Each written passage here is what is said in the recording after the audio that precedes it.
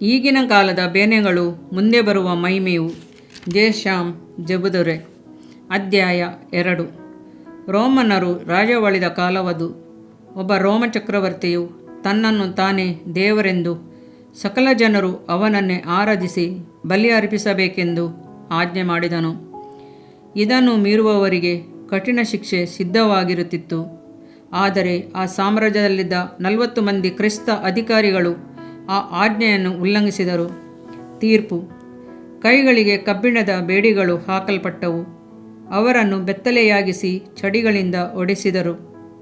ಈ 40 ಮಂದಿ ಕ್ರೈಸ್ತರಿಗೆ ಬುದ್ಧಿ ಕಲಿಸುವಂತೆಯೂ ಪಾಠ ಕಲಿಸುವಂತೆಯೂ ಒಬ್ಬ ವಿಶೇಷ ಸಚಿವರು ನೇಮಿಸಲ್ಪಟ್ಟರು. ಆ ಸಚಿವರು ಆ ಕ್ರೈಸ್ತರನ್ನು ಊರಿನಿಂದ ಹೊರಗೆ ಕರೆದುಕೊಂಡು ಹೋಗಿ ಮಂಜುಗಡ್ಡೆಯ ಮೇಲೆ ಸಾಲಾಗಿ ನಿಲ್ಲಿಸಿದರು. ಸಚಿವರ ಪಕ್ಕದಲ್ಲಿ ಚಳಿ ಕಾಯಿಸಿಕೊಳ್ಳಲು ಬೆಂಕಿ ಹತ್ತಿಸಿಟ್ಟಿದ್ದರು. ಸಚಿವರು ಆ ಕ್ರೈಸ್ತರನ್ನು ನೋಡಿ, ನೀವು ಸಾಯುವ ತನಕ ಆ ಮಂಜುಗಡ್ಡೆಯ ಮೇಲೆ ನಿಂತು ಬೇನೆಯನ್ನು ಅನುಭವಿಸಿ ಸಾಯುವಂತೆ ನಿಮಗೆ ತೀರ್ಪು ಕೊಡಲ್ಪಟ್ಟಿದೆ.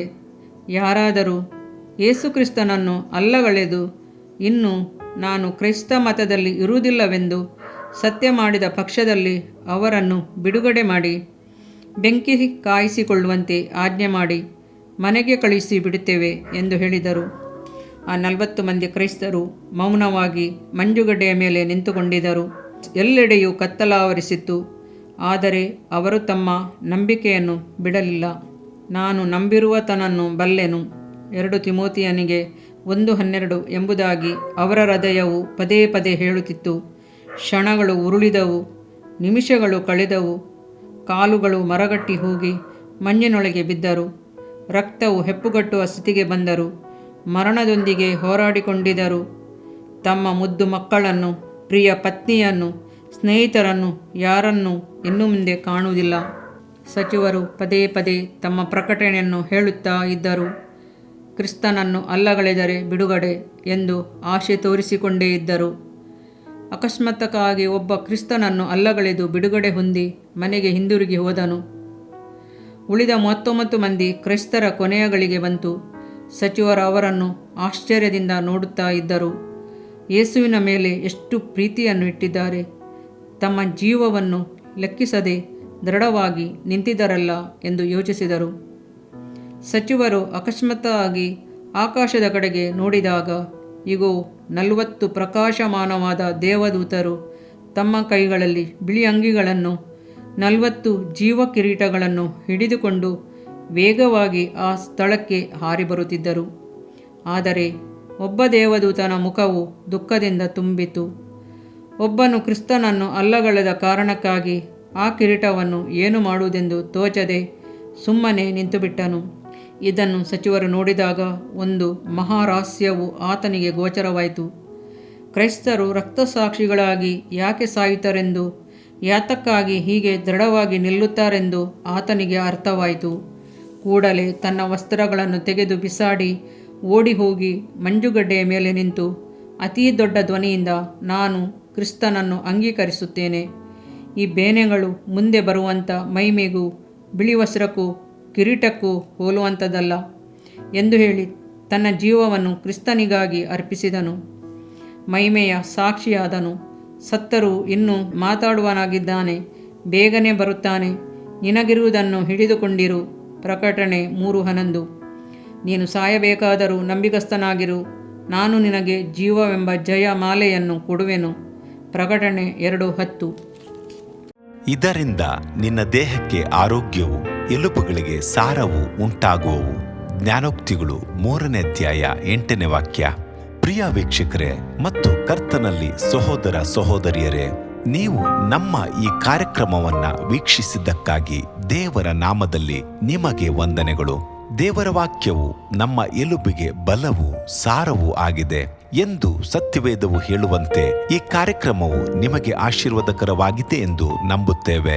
ಪ್ರಿಯ ವೀಕ್ಷಕರೇ, ನಮ್ಮ ಈ ಸೇವೆಗಾಗಿ ಪ್ರಾರ್ಥಿಸಿರಿ ಮತ್ತು ಎಲ್ಲಾ ಕಾರ್ಯಕ್ರಮಗಳನ್ನ ಇತರರೊಂದಿಗೆ ಶೇರ್ ಮಾಡಿರಿ.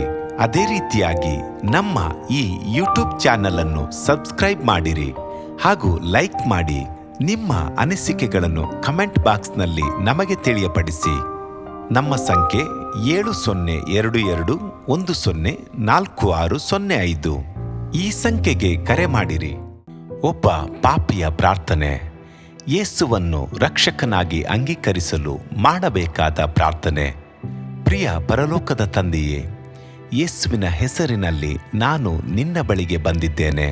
ನನ್ನ ಬಳಿಗೆ ಬರುವವರನ್ನು ನಾನು ತಳ್ಳಿಬಿಡುವುದೇ ಇಲ್ಲ. ಯೋಹಾನ 6:37 ಎಂದು ನಿನ್ನ ವಾಕ್ಯ ಹೇಳುತ್ತದಲ್ಲ.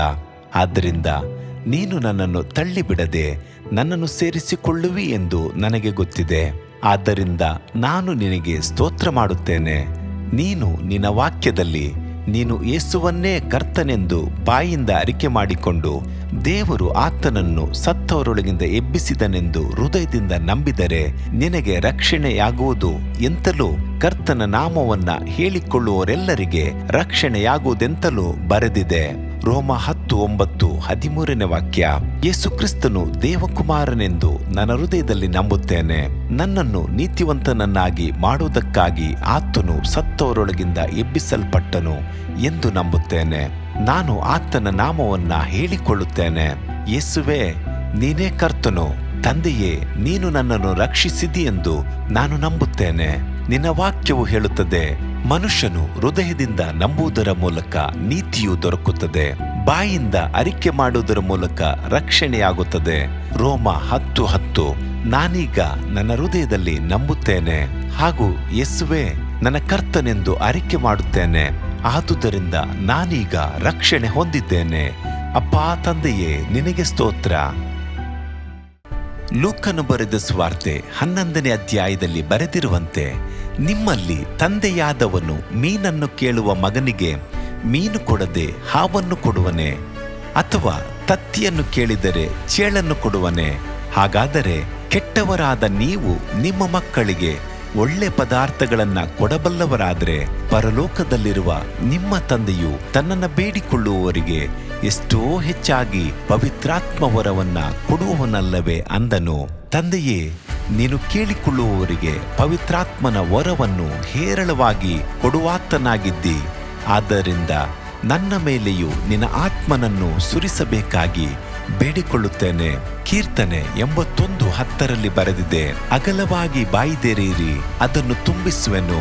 ಕರ್ತನೇ, ನನ್ನನ್ನು ಪವಿತ್ರಾತ್ಮನಿಂದ ತುಂಬಿದಂತ ನೀನು ನನ್ನನ್ನು ಅನ್ಯ ಭಾಷೆಯ ವರದಿಂದಲೂ ತುಂಬುವವನಾಗಿದ್ದಿ ಎಂದು ನಂಬುತ್ತೇನೆ. ಅದರಂತೆ ನಾನು ನನ್ನ ಬಾಯಿಯನ್ನು ತೆರೆದು ನಿನ್ನ ಸ್ತೋತ್ರ ಮಾಡುವಾಗ ಅನ್ಯ ಭಾಷೆಯ ಅಭಿಷೇಕದಿಂದ ನನ್ನನ್ನು ತುಂಬುವವನಾಗಿದ್ದಿ ಎಂದು ನಂಬುತ್ತೇನೆ. ಈಗ ನೀವು ನಿಮ್ಮ ಬಾಯಿಯನ್ನು ತೆರೆದು ಮಾತನಾಡುವಾಗ ಪವಿತ್ರಾತ್ಮನು ನಿಮ್ಮ ಬಾಯಿಯನ್ನು ತನ್ನ ಭಾಷೆಯಿಂದ ತುಂಬುವವನಾಗಿದ್ದಾನೆ.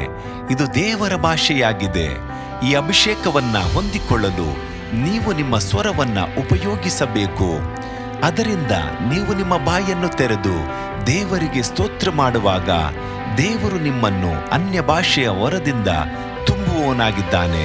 ಪ್ರಿಯರೇ, ಈಗ ನೀವು ಪವಿತ್ರಾತ್ಮನಿಂದ ತುಂಬಲ್ಪಟ್ಟ ಆತನ ಪ್ರಿಯ ಮಕ್ಕಳಾಗಿದ್ದೀರಿ.